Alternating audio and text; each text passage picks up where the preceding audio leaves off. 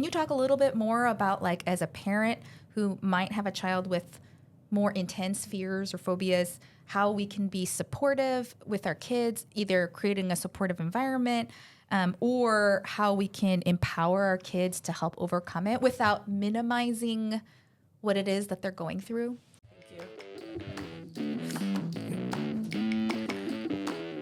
Well, everybody. Hello, Hi. Grace. Hello, Kurt Hello, Johnson. producer Chris. Hello, good morning, good afternoon, good evening. Hello, Yes. Amy Kindle. Hello.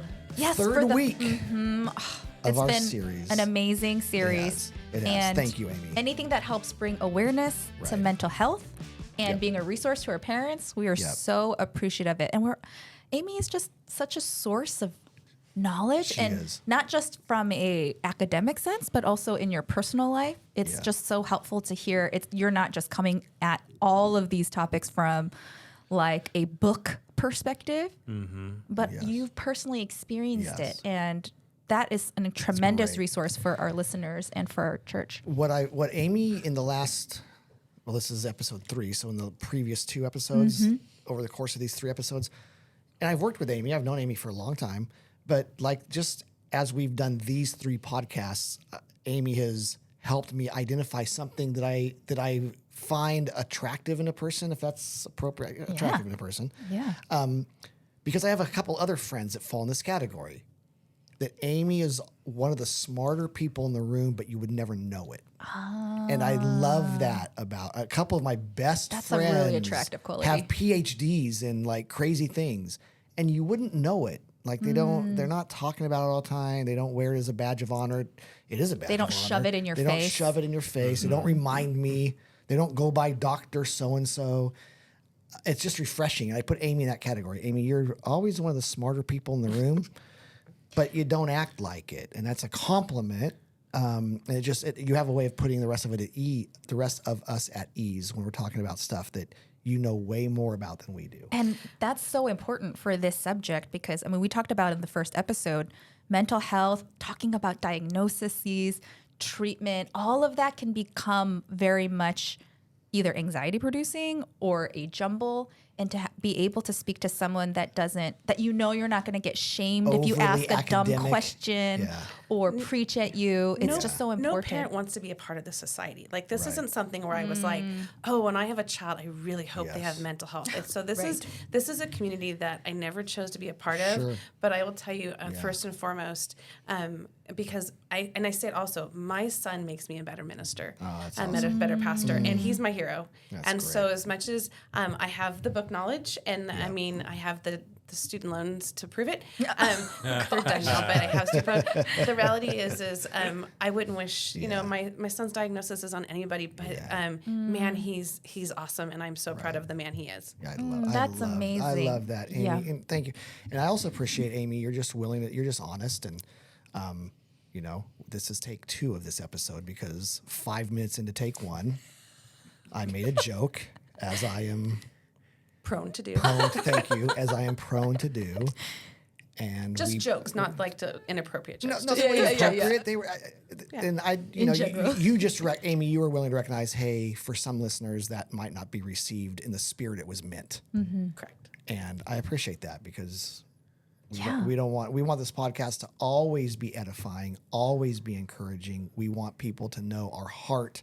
We want nothing more than to help parents on a really tough parenting journey. And when it comes to mental health and parents who are navigating certain diagnoses. Diagnoses. Diagnoses. If it's one, it's diagnoses, and then otherwise it's diagnosis. Thank you. But wherever they fall. Yeah. We want There's so this many to- buttons I want to hit right now that are just, it wouldn't be appropriate. You know what, Chris?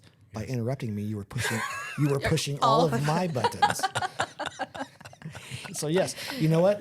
Without pushing any buttons, You already pushed You them. managed to push 5. Hands Rim good. shot. Hands Can I good. hit rim No, shot? do not hit rim shot. you know what? I think that's the thing to also look at in this topic. there's always going to be things you possibly are going to say wrong. I mean, the reality is even in my field, and things are constantly changing. Right. It's always changing. And so what we could say before, we don't say it differently. We say it differently. Right. And so I think it's just, we try our best. And Yeah. so I And think we're on a journey, Yes. right? As parents, we're on a journey. As a society, we're on a journey. It's wonderful that our culture has set aside this entire month Yeah. for mental health awareness. So That's we're right. going to dig into, Grace, Right. what's our We're going to last... continue to learn. So first week we did an overview of 5 common mental health diagnoses, and it could be things that Diagnoses. Because Because there's 5. Oh, yeah, Where you okay. know- yeah, diagnoses, where you- diagnosis. diagnoses That parents probably recognize and understand. And then last week and this week, we're diving into more, maybe less common, but not common. And as we mentioned last week, potentially on the rise, that we want parents to just become more familiar with and aware of. And so this week, we're going to dive right into fears and phobias. Now, the word fears and phobias is very commonly used. I mean, I have a lot of fears. I see a spider in my house. The first thing I'll do is just shout out my husband or my kids to come get it, because I am not a fan, and one could say I am afraid of squishing a spider. And so, it's a word that it just seems very prevalent. But the way we're going to talk about it today is as a clinical diagnosis. Diagnoses. So, diagnoses. No, now it's singular. one. Diagnosis, right?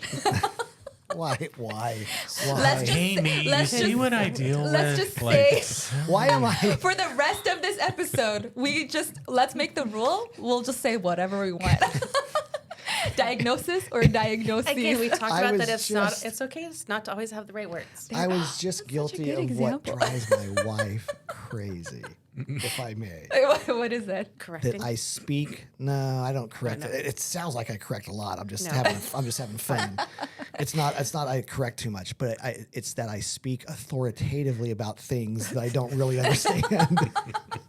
She's like, Kurt, you act like you know, but you don't know. I'm like, well, yeah, Rachel, but, so nobody funny. has to know I don't know. And here I am correcting the way you're pronouncing, and I have no idea how to pronounce. Which way we this whole were. thing's a big confusion to me. Well, it all in the spirit of learning and growing together on this journey of mental health. Yes. So appreciate that. But yeah, can you just tell us what is this as a diagnosis? So- And how can we acknowledge or recognize what this might be? So fears is not a diagnosis. We all have fears. Like you said, you're afraid of spiders. Do you run away and cry and not go near it? And if you were all alone in the house, could you kill a spider? Probably. You could probably. And most of us probably could. But a phobia is that is an intense fear. It's something that doesn't go away. It's something, again, like we keep talking over, it permeates our lives. Gotcha. You will not go into, you would not crawl underneath a table that had spider webs because you'd be afraid that there's spiders there. I mean, there's just things that it's a little different. And under no circumstances could you be talked into it. No, correct. Yeah, and we'll talk a little bit more about that. About what we do have people who try to push people, and so we talk about that. So it's that difference. So a phobia, and in learning more about phobias, there is phobias for everything, there are ones that we see more common. So for younger children, and the ones we tend to see is younger children tend to have phobias about the dark. Dark's a big one. They tend to have phobias about animals. Usually it pertains to whether they've been bitten or they've been hurt or they've had a cat maybe go after them, and so then they all of a sudden go towards a phobia. Another one is doctors, especially younger kids, especially if you have children that maybe had some medical issues when they were younger, and so they may be fear of doctors going to the fears of that, whether it be needles or I can't do blood pressure cuffs. That's my huge big thing. So we all have those things, and then also social because I think social goes to both younger and older kids. Having older kids are more like afraid of failing, where younger kids are just maybe a little more, you see the kids that maybe even will have selective mutism where they won't talk.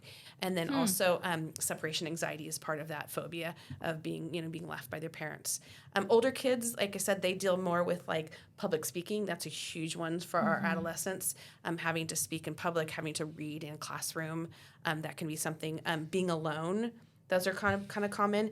Also, last we know is claustrophobia, so fear of like tight spaces, and then also, like I said, social phobias, and then also fear of heights are the big ones for our older kids.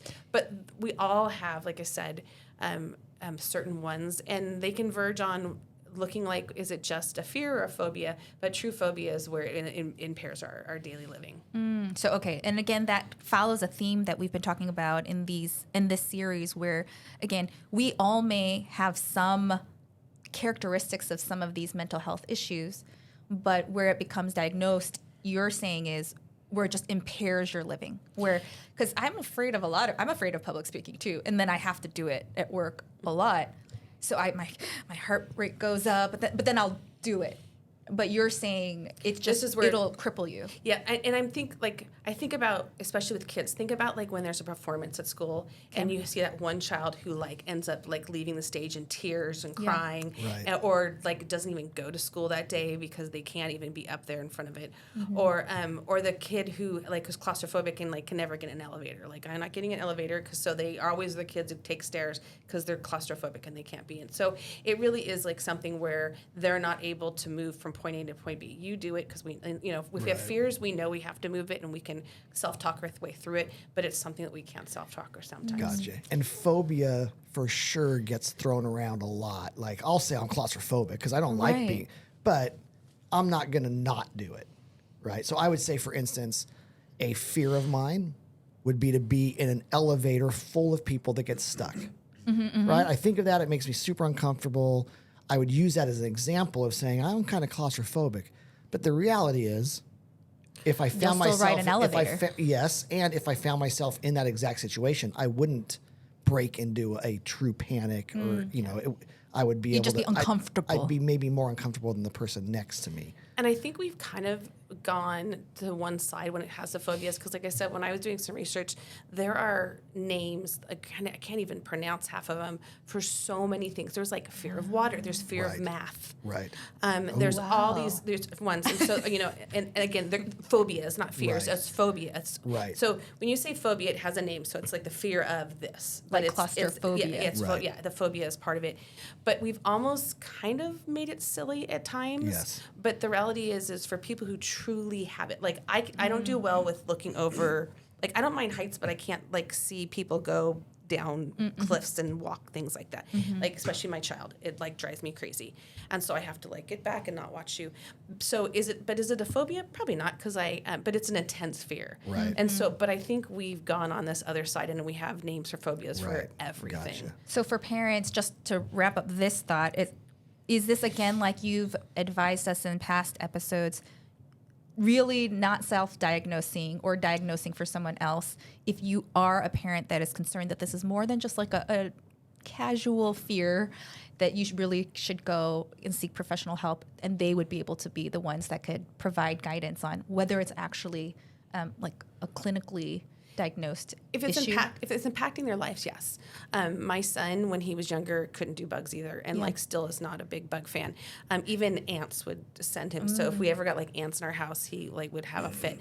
But the reality is, as he got older, he was able to kind of self-talk himself, like, okay, this ant is not going to kill me. Right. That this bug, if I smash the bug, it's just going to be smashed and it'll be done, and I'll throw it away. It gives him kind of more the heebie-jeebies, but the reality, he's able to get through it. But true phobias is, like I said, it impacts our life. Gotcha. And so if you have a child who has something they're fearful of, say they're fearful of dogs, and your family's really wanting to get a dog, you're not just going to be like, we're going to get a dog, suck it up, you're going to do it. You're going to say, hey, why don't we go see someone who can help you and process through it? And so they're able to do some steps of doing some acclimating to that. Gotcha. Because one of the things that we talk about is I think as parents, we want to be like, just be brave, you'll be okay. Right. We don't want our children just to be brave because sometimes it'll make it even worse. And so we'll build up even more fears. And so we really need to do it in a way that's honoring for them of like, gosh, that's really scary. I see that's scary for you. What are those feelings that bring up? And so talking them through that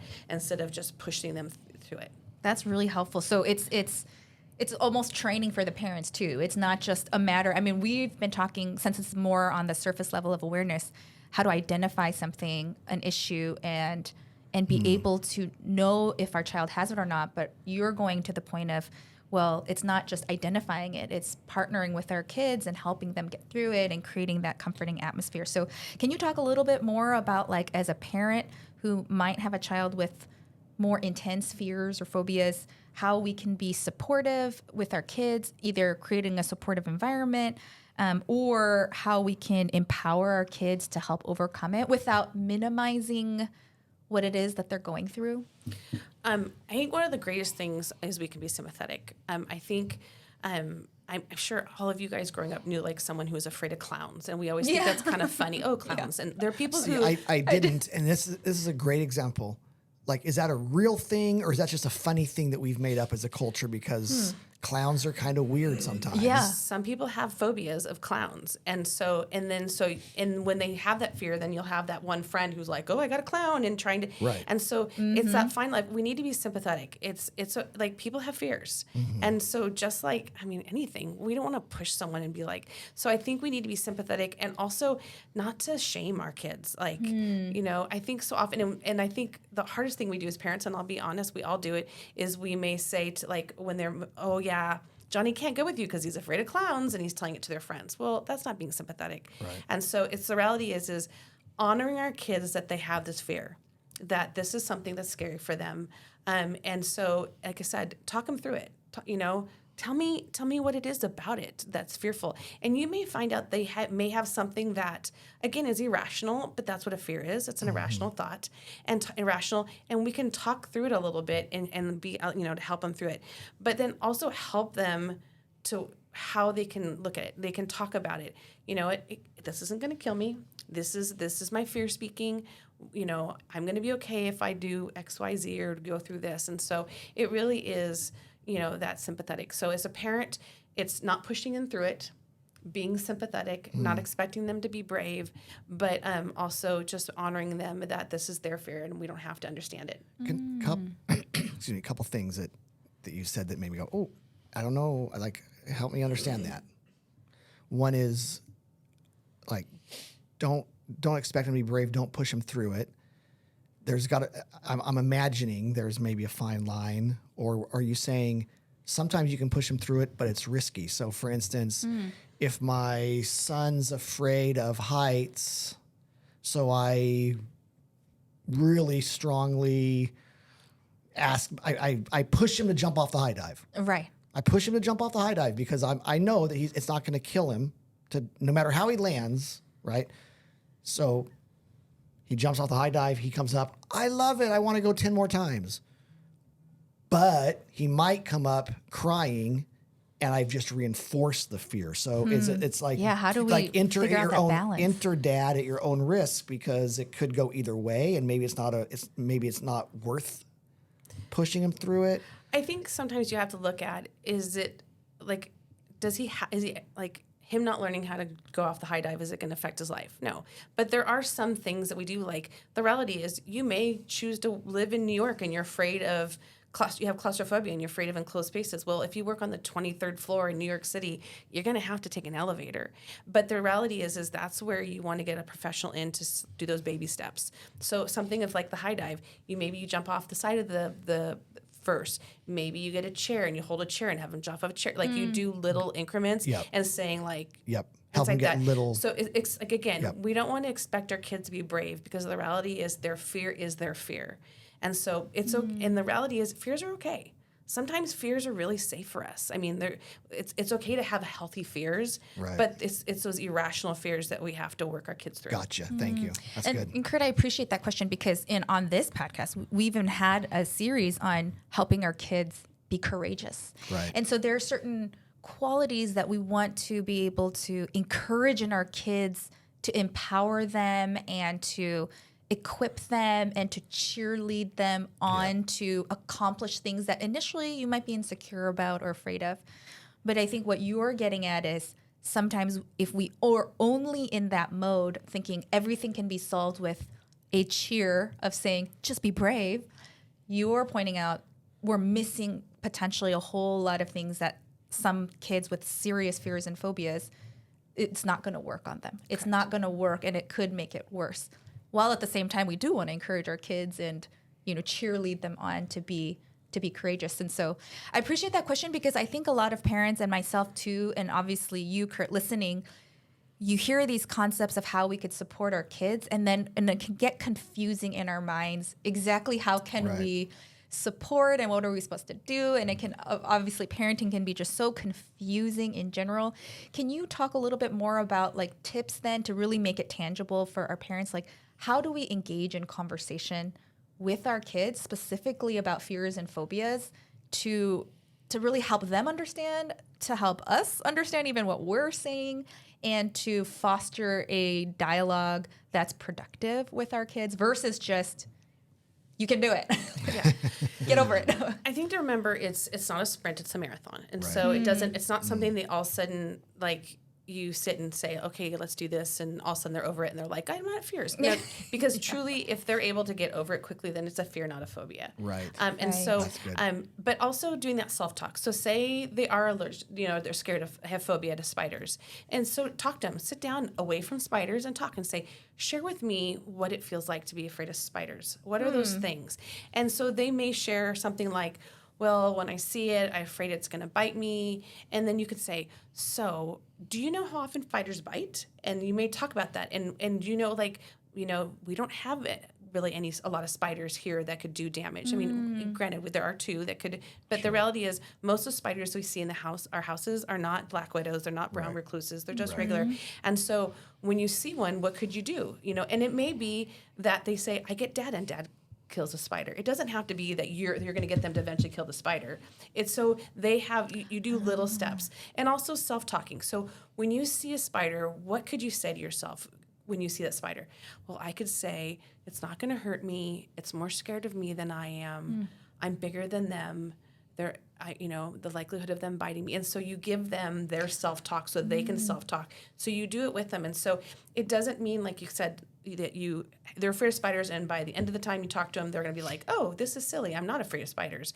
But it's just talking to them and asking them some of those irrational questions, but putting them in a way that they're able to see, oh, okay, that shouldn't be a fear. I should be able to be okay with that.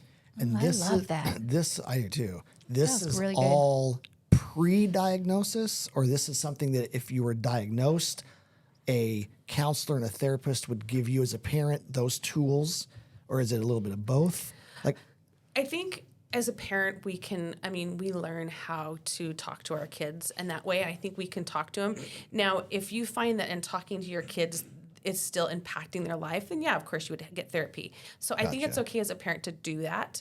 Like I said, I never got therapy for my son for being scared of spiders, and he still doesn't love them. But I'm assuming he kills them because he doesn't ask me anymore. But the reality is that there's things that he didn't do well, and so we would talk about it. And we would share, and he would talk to himself, and so. So sometimes you may not need therapy. Right. Again, if it's something I think spiders we don't deal with, but there's some things that we're going to have to deal with on a daily basis. Like something as silly as like separation anxiety. I mean, for kids who have separation anxiety, we do leave and drop our kids off places. And that's a phobia, or that's a different diagnosis? It's its own separation anxiety. Truly is its own diagnosis. Gotcha. It's not like a DSM one like that. But it is a type of fear that our kids have. Right. So And one that is more prevalent that you may have to lean into more because in order to go to work, this is going to happen. Thank you. It's an everyday thing. It's an everyday versus thing, the so spider. it raises the urgency of addressing it more. And I just want to say, I loved the advice that you were sharing about just even asking the child, creating that space to say, how does that fear feel to you? Because as I look back on my 12 years of parenting, it's like when my kids are afraid, I don't think I've asked that question. It's usually like I just assume if they won't jump into the pool when I'm trying to teach them how to swim because they don't want to put their head underwater, I assume that I understand that fear because I just assume. And then it's more like, you can do it. You can do it. Just do it. If you do it, I'll give you a lollipop. You know, it's like that kind of encouragement. But just that process you walked us through is like, even ask them, well, what is it that you're afraid of? How does that feel to you? One that just feels, if I would imagine being on the receiving end, feels great. And then talking through and actually giving tips. Like, what are practical thoughts? Like, here are 2 or even 1 thought that you can think of the next time you feel this. And it's like equipping them as opposed to, and how much more helpful that is as opposed to just saying, you can do it. Yeah. It's like, well, when you experience this, here's a thought you can actually think. I love that.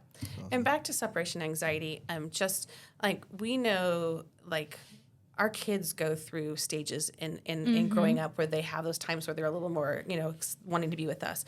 True separation anxiety is when, I remember here at church, my son, when he was even in the 4-year-old classrooms, I was like, where is that gate? So I can like put him over the gate and be like, bye. The gate's always been gone. And so, but he wasn't in 2nd grade and I wasn't having to like pull him off me. And so there's a difference between true developmental stages where kids have a hard time leaving their parents versus, it's a true separation anxiety where they're getting older Constantly and they still want mom and dad with them at all time. Can't be left with someone else. Wow, good stuff. Amy, thank you so much. As we wrap up this 3-episode series, I'm just thankful. Yes. I'm thankful for the age in which we live, that we as a society are encouraging parents to pay more attention to this stuff. I was not a beneficiary of parents who paid attention to stuff like this, right? Because you were a parent who paid attention to I was a parent who tried to pay attention. Yeah. But even so, I would say if I was parenting in this day and age, my daughter and her husband pay more attention than my wife and I did. And so it's sort of like me, I need to give my parents a little bit of a break. They weren't bad parents. We didn't know. You do better because you know better, right? And I hope the last 3 episodes are helping parents maybe just know a little better, think a little bit differently, pay more attention. That's the beauty of a month like this of mental health awareness. Parents, you're doing a good job. Yes. Man, we hope nothing we ever share is meant to shame or make you think you're doing a good job. Yeah. Hopefully the last 3 episodes have maybe just piqued your awareness a little bit of, as a parent, we do need to consistently pay attention to the journey our kids are on, right? And we pay attention to the friends that they have. We pay attention to their diet habits. We pay attention to whether they're doing homework. Mental health is significant enough to where we just can no longer afford to not pay attention. And I think most parents listening are paying attention. So good on you for doing that. Amy, thank you for helping us pay a little bit more attention. Incredible. Thank you so much. As always, parents, you can subscribe, text the word parents to 83,000. You can go to onpurposeparents.com. There's all kinds of resources. There is a mental health tab. We've got all kinds of mental health and tough stuff things that you can access. Like, comment, subscribe, share this. If you're a YouTube person, we love that YouTube is where most of our listeners seem to land. It's very fun. I don't know why they like watching this. I don't get it. I don't get it. That can't be it. That can't be it. But here we are. Like we said a few episodes ago, Mr. Beast, we're coming for you. Mr. Beast, we're gaining ground. We will see you. Amy, thanks a ton. Thank you so much, Amy. We really appreciated it. Bye, everyone.